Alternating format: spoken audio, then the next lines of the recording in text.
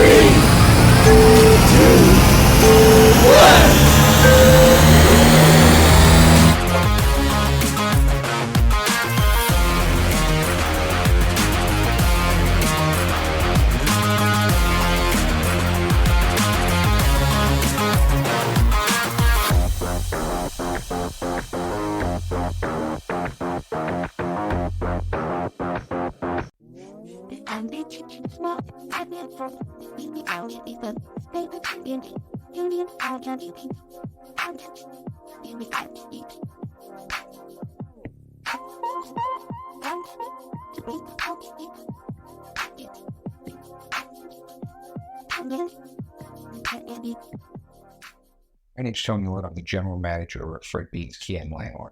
I just wanted to take a minute to talk about Larry Feldman and Career Changers USA. Larry and I have been working together for about the last 12 years now, and anything I've ever needed as far as recruiting, training, Larry's been right there. Larry's got me salespeople, he's got me managers, he's got me technicians, even through the toughest times in the industry, and he is just the kind of guy who's going to tell you exactly what's on his mind. He's going to tell you exactly what he thinks. But Larry also has the expertise to back it up. When he was in the dealership world, he was a top performer. And that's really important to my staff, especially as it pertains to training. A lot of people can come in and teach out of a textbook, but Larry has real world experience dealing with customers, dealing with situations in dealerships that we go through on a daily basis and try to train on. But Larry's been through it, so he can really empathize with the people and tell you what's worked for him and maybe what way not to go. Larry is just always at a 10. I mean, his energy level is always up there. And I think people, they just love that and they feed off of it.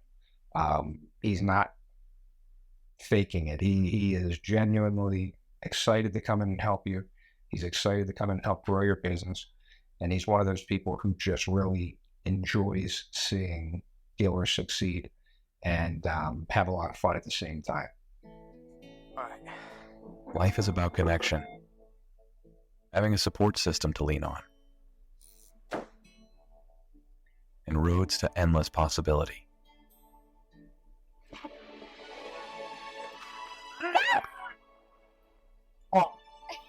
At every turn, guiding the way, we are building the connections that move you.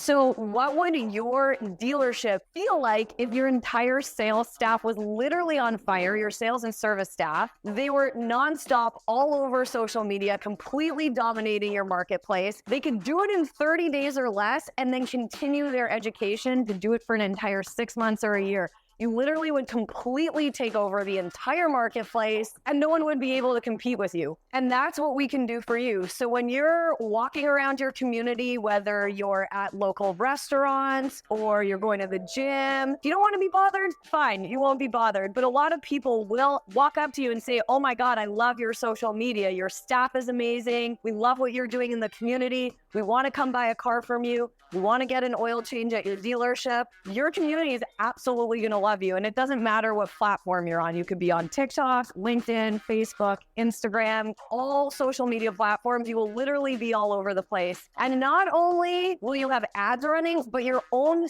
staff is going to be promoting your brand and promoting themselves within the dealership and within the business. So it's like running an ad times 100-fold because your entire staff is participating in the process. I've traveled all over North America. I've trained Toyota. I've trained Nissan. I've been to driving sales. I've been to Women in Auto. I get hired as a speaker for conferences at universities all over the country. And I can help change the trajectory of your dealership right now. Hey, if you missed this live, you can listen to us wherever you get your podcast.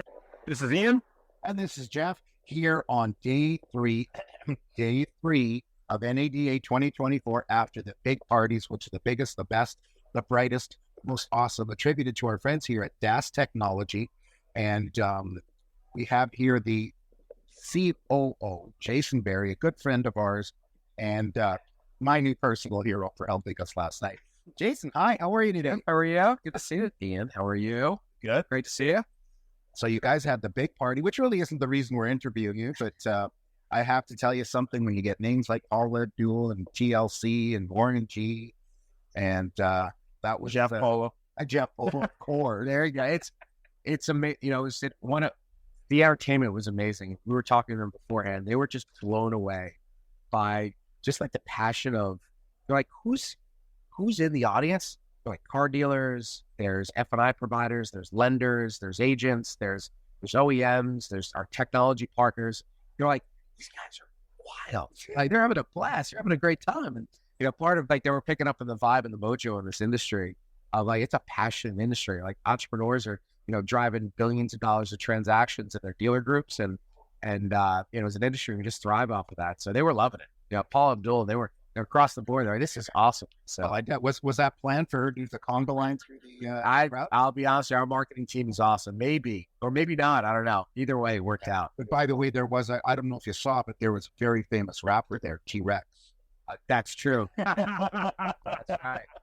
Your audience is like, what are they talking about? Oh, yeah. Well, of course, it is the inflatable T-Rex that you see in all those videos, but it's probably a different one. So the thing that comes up, tell us what really is DAS Technology. We met you way back when it was Digital Airstrike. I'm so thrilled to at least keep the logo. And I've always said we should still be Digital Airstrike, but it's way, way more. I mean, I keep having to read up on what you guys really do. Yeah, I appreciate it. So very simply, Digital Airstrike, we focus on the consumer. We focus on the dealer. We focus on enabling a better communication experience between the two. And dealers have a lot of data, a lot of information that sits in their CRM and their DMS and other systems.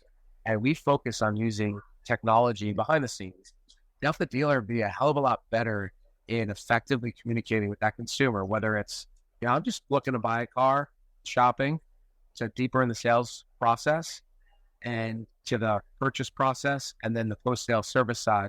And we think about that journey. We say there's a whole bunch of data a dealer has. And how do we help clean that data up? How do we then help the dealer say, you know what, I've got to communicate to the consumers better. So when the consumer's asking for information, actually giving them what they're asking for. Right. And when the consumer is stuck in a certain part of the process, I'm using my data effectively to be able to say, hey, Mr. and Mrs. Customer, you know, we're going to be able to effectively give you that price and the payment and alternative vehicles when you're shopping for a car, as opposed to just sending you a generic communication. Right. Say, hey, yes, we'll be in touch in 24 hours. By the way, you know, stop on in our showroom if you want an immediate quote. Right. And so we're focusing, we're laser focused on using technology and data to help a dealer be smarter in how they communicate. And we partner with the CRMs and the DMSs, and the evolution of the name, you know, Digital Airstrike, everyone knows the orange. They know our history and roots in social media reputation management. They know us, you know, to really be a friend of the industry. We integrate with over 200 technology companies. The rebrand was, for us, a really important milestone to demonstrate the evolution of the business, you know, where we're focusing on that experience.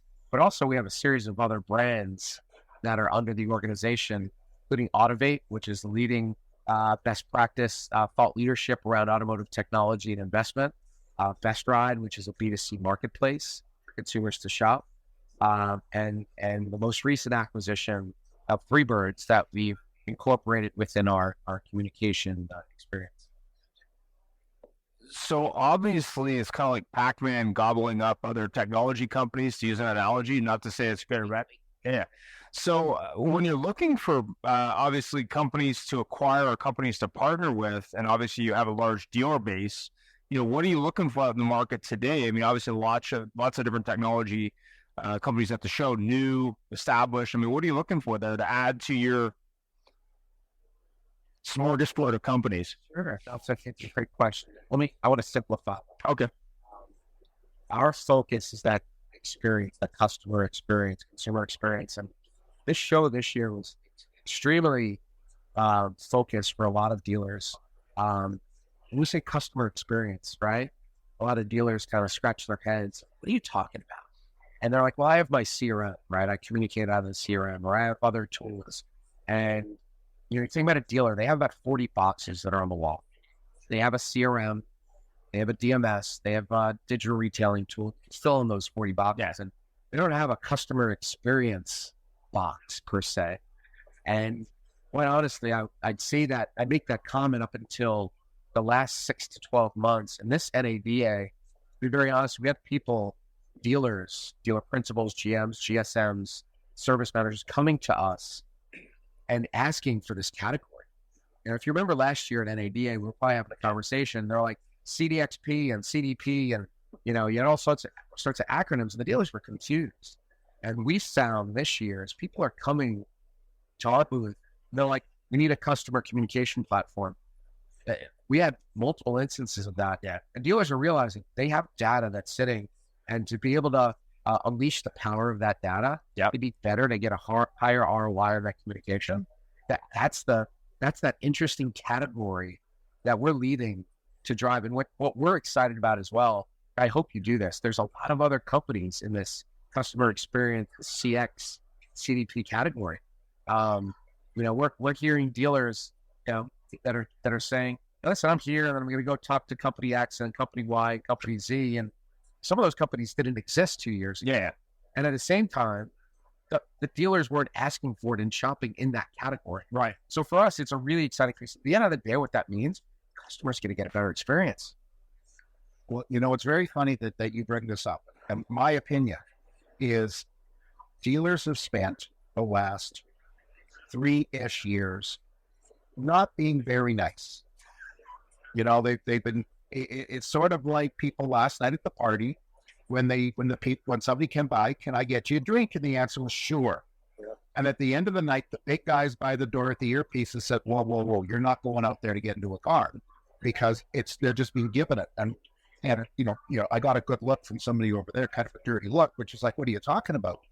And what I mean is that when somebody comes in and says, do you have a car? I noticed in your thing there that it said 18% of EV buyers were looking for an EV, but there happened to be one there, which is very weird. But now when you've had dealers that are used to saying, well, and I repeat this almost to everybody I talk to, I knew a guy that had a certain car on order, and it was very high in demand, and nobody was calling him. He called to get what's going on. They said, well, I do have one, but you know what? You're going to have to buy this, put this on it, put this on it, put this on it. You're going to have to get a warranty. The fees are now because they'll leave it all. And if you want it, I might be able to get it for you. But I don't want that. Okay, next, click. Right. And now we're worrying about customer experience. So some just don't know. Yeah, let's make that real for a dealer. So you referenced a stat from our 10th annual trend study. So we interview 7,000 consumers that recently purchased or searched a car. And there's one number that was mind-blowing to me. And we actually conducted this last year. The numbers are consistent from last year. Only 37% of consumers, when they asked for specific payment information or details about the vehicle in the shopping process, received what they asked for. Only 37%. Wow. So what does that mean?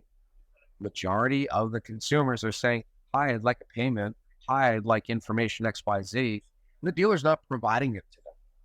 Now, I think I talked to hundreds of dealers the last couple of days. Not one of them's like, I want to be shady and I don't want to be transparent and screw the customer and I want to ding him as hard as, like, I've seen the evolution of dealers and they know there's a demand by consumers for a better experience. The challenge is they don't know how to do it. They're stuck. Could they do it one-to-one? Yeah, of course. Like, you want to deliver the best experience, but how do you scale that when you're getting hundreds, thousands of inquiries that come in? And that's where the dealer's hands are tied of like, I got to be able to get the customer what they need, but how do I scale it? Yeah. And And that's this evolution of customer experience capabilities that the digital retailing providers, right, done a phenomenal job enabling a transformation in our industry. They're helping dealers expose that.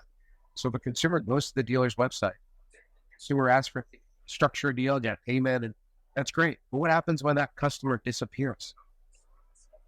How are you nurturing that customer? How are you following up? How are you engaging? How are you even noticing if the customer disappeared? Indeed, that's exactly it. And that's this next phase of our industry, it's the customer experience. And many other industries have gone through this metamorphosis. We're at the pinnacle of that transformation, and it's going to just go from there. Well, that reminds me, I worked at a dealer 25 years ago. Happened to be a Honda dealer. And at the time, Honda had pricing on their website of what the payment was, what the totals were, whatever. And in the showroom, the finance manager, good or bad, had a lease for it. You know, this car, that car, whatever. Every single lease payment was loaded by, I don't know, call it $100 a month.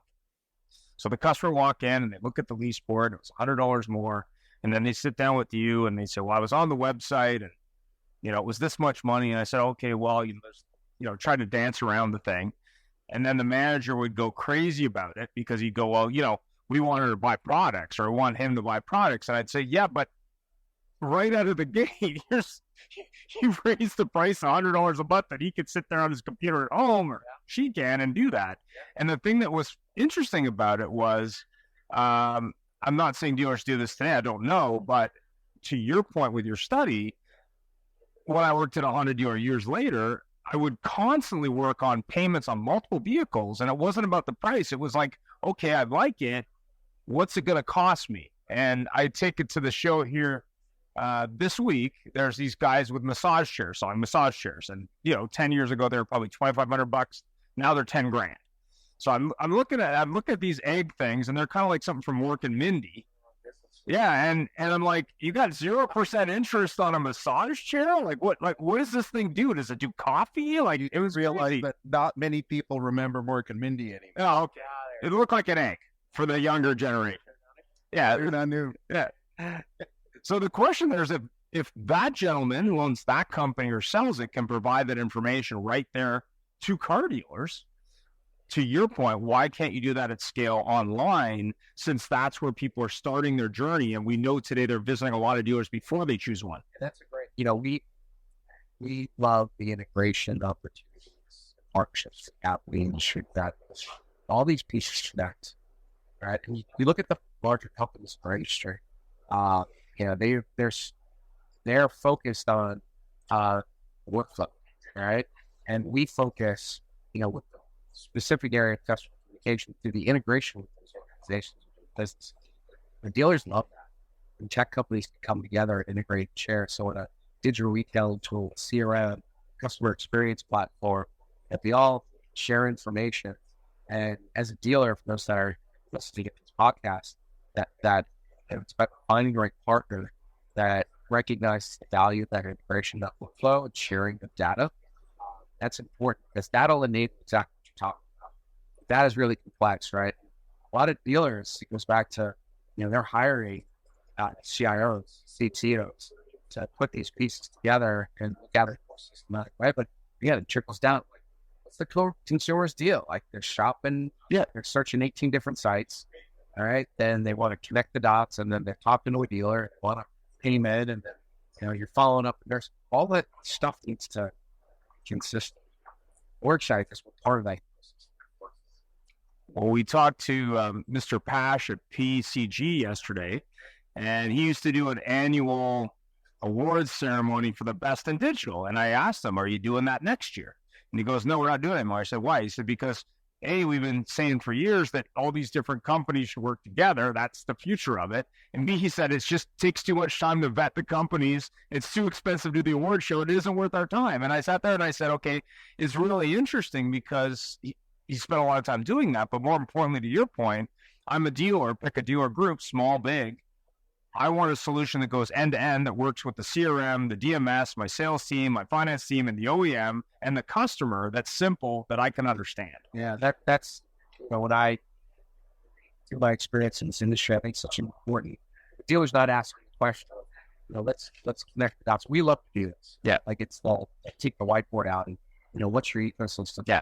And how does the data flow? We love doing it. Even though we're like one of 40. Yeah. We need to understand that workflow because that's going to drive the success or failure. It'll be a train wreck if that information's not flowing the way that we want it. And we have open, honest conversations with dealers about that. So it's great. Well, yeah, and I was talking to Ford Motor Company yesterday because I was thinking about accessory sales to pick up an area. So I was at the Ford booth and I said, okay, do you have someone here from Ford Motor Company that deals with accessory sales? Because I used to work for Nissan. I can share some information because I noticed with my new car, it has an app. And I'm not really using the app at a high level because it's new for me. But I said, what if that app could market to that customer in a timely manner directly on their phone for, say, an accessory sale based on weather or based on what they have on the car or based on change in needs? And she goes, well, how would that work? I'd say, well, it's a notification baked into the app the customer's using that basically pops up and say, hey, do you want a deal on all-weather mats or whatever it might be? And she's like, well, how would that work for the dealer? I'm like, I don't know, but you got a customer captive on their phone who's using it to start their car. I mean, it's a pretty logical, if it was done right, to do that. And it goes back to, it's a very linear process. Like, where do you sell it for my products? The process. Yeah. And that's changed as well, right? Yeah. Consumers are demanding information up front. They have a good experience with the service contract. They want to know. They're educating themselves. So, yeah, we look at F&I, look at parts, service, look at even like decline service, right? How are you using that data and information to then feed to the F&I opportunities? 100%. They decline it because there's too much out of pocket. Where you can show the value of an extended warranty, service contract, whatnot, and then all of a sudden that big bill is so big, using that data in a smart way. Well, there should be a lot of places are actually having ways. We interviewed somebody too. I can't remember the company, but that's okay because we're not going to promote anybody on your your moment here. But they have a system where they drive through and they come into service.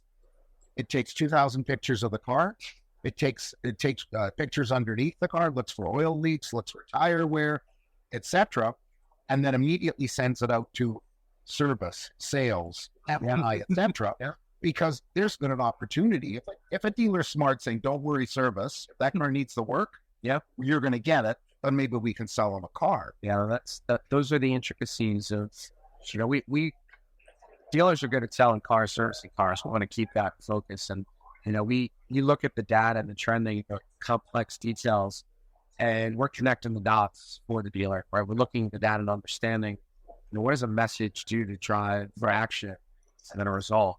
And, that's part of what, we always pride ourselves on. We're kind of, from we're the air traffic controllers to get back to the digital air traffic term of, we'll look at that data and make sure that the planes are flying, make sure things are smooth.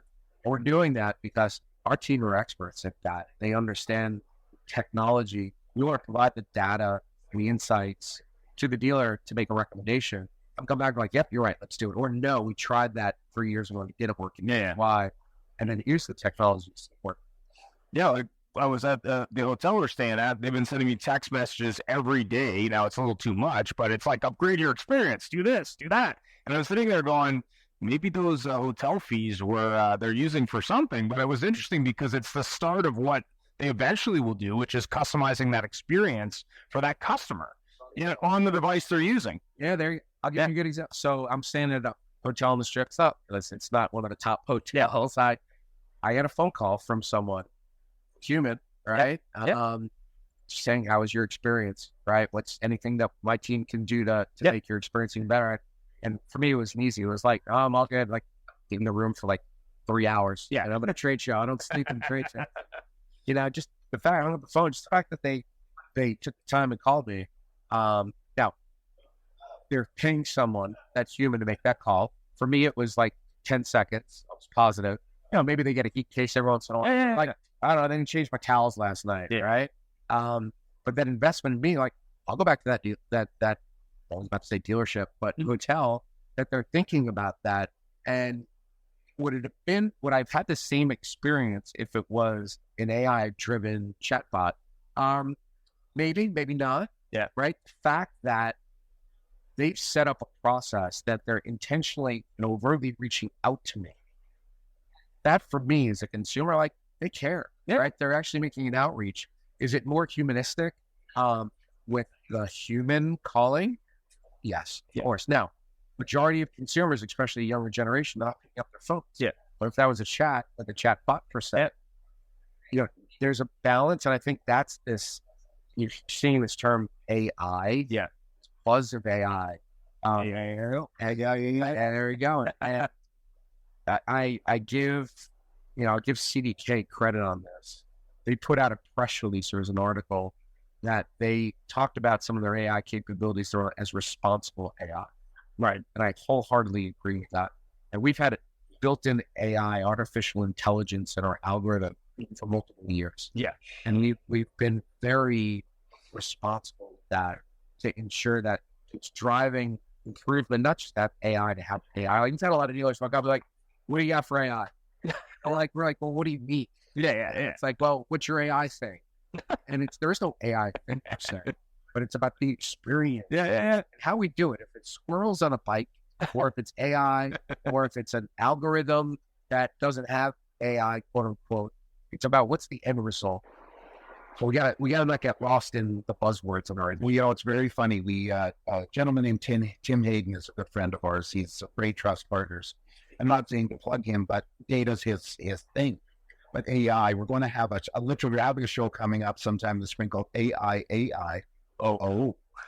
And because he said, literally, he was talking to a company here, a tech company, and they are flaunting they're talking about their great AI thing. And they used a major player in the AI thing to build their AI. And he says, something's wrong with that. And it's like a dealer coming to you guys. And I want to ask you this is my question. But so what's your AI thing? So there's a big challenge, I believe, right now for the industry is single point and small group dealerships. So somebody who has 4 stores in a small town city in middle America, middle Canada, they can't afford a $300,000 a year chief technology officer. They can't. But somebody's got to decipher it. I made a joke yesterday. We want to come up with a way to decipher all these letters, all these acronyms, the DMS and the ROIs, which are easy for car dealers. But how do they get through this? We know digital airstrike. We're just in awe of your company, the things you do. No crap. Thank you. But you guys still seem to have your head on the ground. You're offering experience. You guys, aren't you glad you didn't, you visited digital airstrike today? Kids jokes, right? Yeah, no doubt. Yes. You're focused on that humanistic thing. You could easily, I mentioned earlier, there you are. You weren't in Orange. I was very disappointed in you last night. I've got my there you go. Open and Represent. But maybe buy a handkerchief. Exactly. But there you got your staff walking around in inflatable outfits. You had a silver somebody, I don't know what it is, dancing with people. You had some really great talent, which is really easy. It's easy to write a check to somebody with a name. Yeah. But how does a dealer know? So they come up and they see, oh my gosh, George downstairs. Yeah. Just great guy. Yeah. Talking to him and hopefully they're trained to say. Let me give you a good. Yeah. So I don't know. Maybe this will go well and this will be bad, and nobody will listen to this part of it. We don't mind. Take a guess of we did in our survey the percent of consumers that actually transacted the purchase online. What do you think? 20%. What do you think it was? I think about 15%. Okay.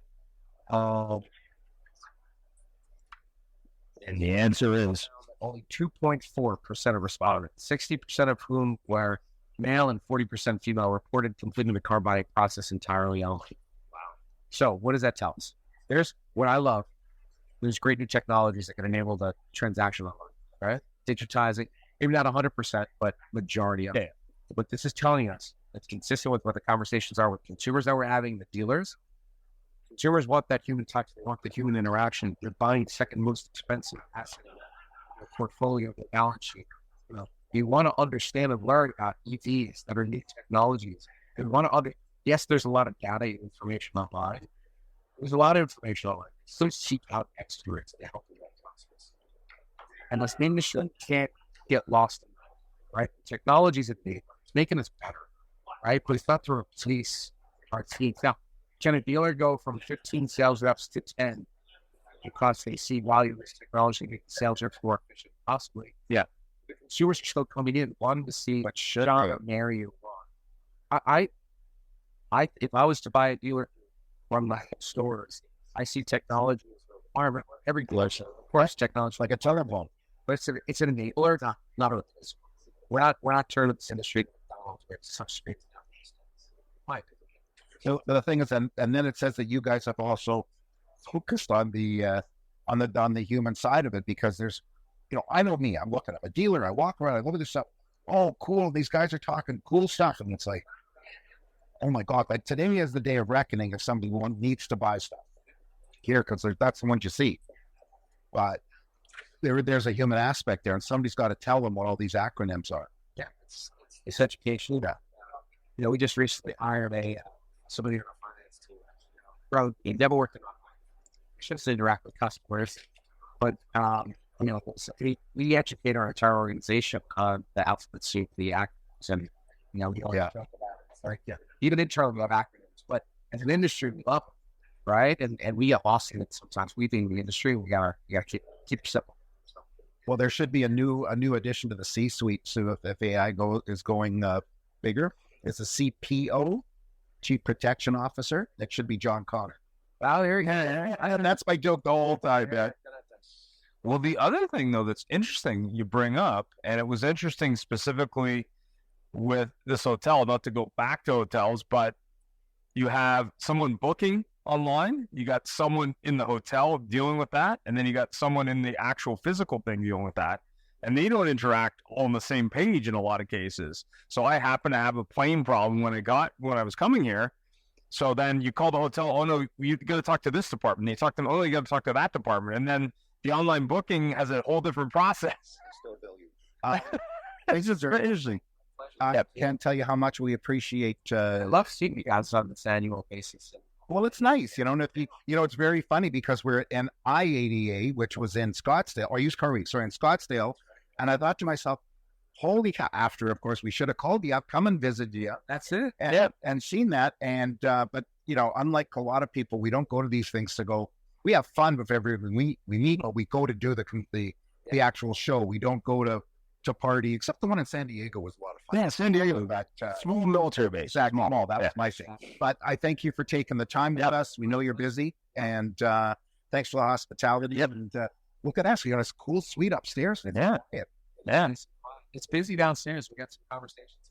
Well, that's cool. Yes, there, watch it. Thanks for your time, Jeff. Thank you. All right, pleasure. Hey, if you missed us live, you can listen to us wherever you get your podcast. What is it on? He's with on. How do I go?